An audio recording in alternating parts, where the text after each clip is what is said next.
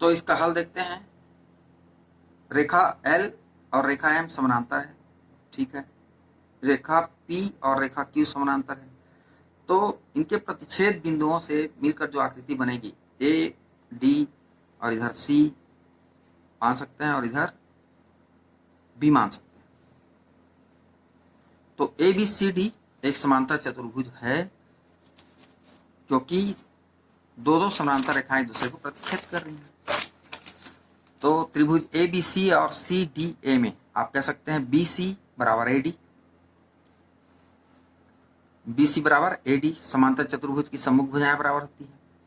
AB बराबर CD होगा, क्योंकि ये भी आमने सामने की भुजाएं हैं।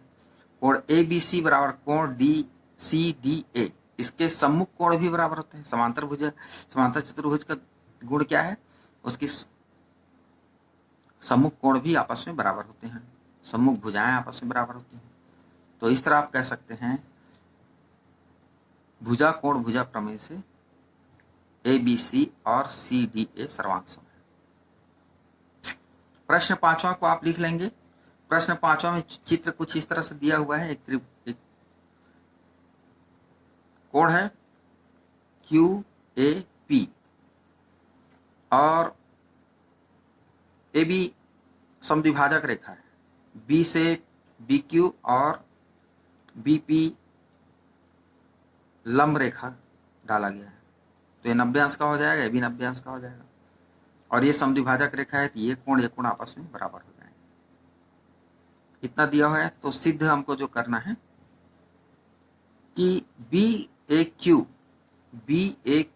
और BAP या BPA दोनों त्रिभुज सर्वांग सम होंगे। इसको भी बहुत ही आसानी से आप बता सकते हैं। प्रत्येक कोण 90 अंश का है और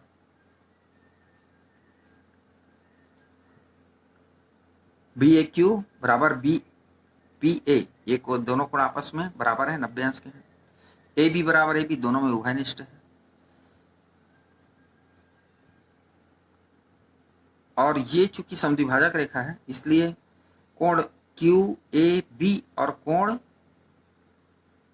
PAB दोनों बराबर होंगे, प्रत्येक, है ना।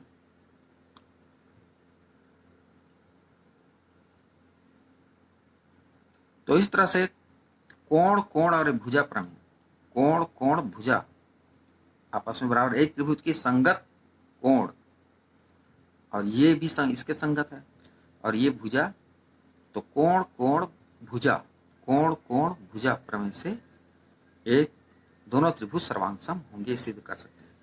इसी तरह क्वेश्चन नंबर 6 लिख लेंगे। और चित्र कुछ इस तरह से दिया हुआ है। ABD और एक त्रिभुज दे दिया है ACE, ये दो त्रिभुज दिए हुए हैं।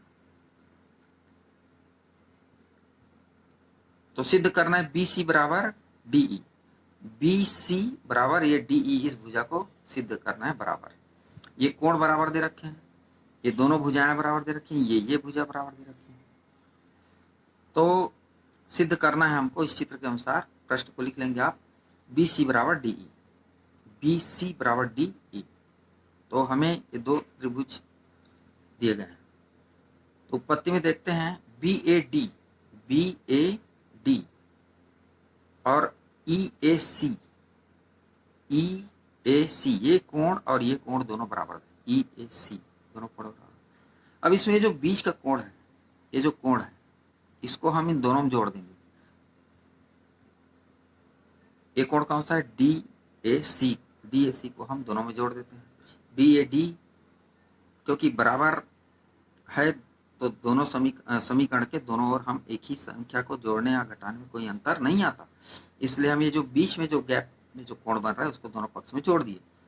तो जब दोनों कोण को जोड़ देते हैं तो कंप्लीट कोण कितना हो जाएगा, BAC हो जाएगा, और एक हो जाएगा DAE हो जाएगा। अब ये दो त्रिभुज मिल गए, तो दोनों त्रिभुज को सर्वांग सम बता देंगे, तो उसकी जो भुजाएं हैं BC और DE बराबर हो जाएगा।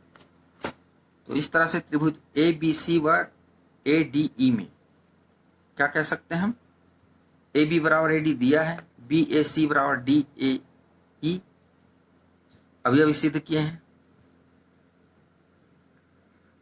और ए सी बराबर ए ई दिया हुआ है। तो एस ए एस सर्वांग समता प्रमेय से ये दोनों त्रिभुज सर्वांग सम हो जाएंगे। और फिर कह सकते हैं जब दो त्रिभुज सर्वांग सम है तो उसकी सभी संगत भुजाएं संगत कोण बराबर होती हैं, इसलिए बी सी बराबर D C P C T. इसका कारण आप दे सकते हैं, दो त्रिभुज सर्वांग सम है तो कोई भी एक भुजा संगत भुजा दूसरे संगत भुजा के बराबर होगा। ये किस नियम से होता है? सी पी सी टी से। तो इस तरह से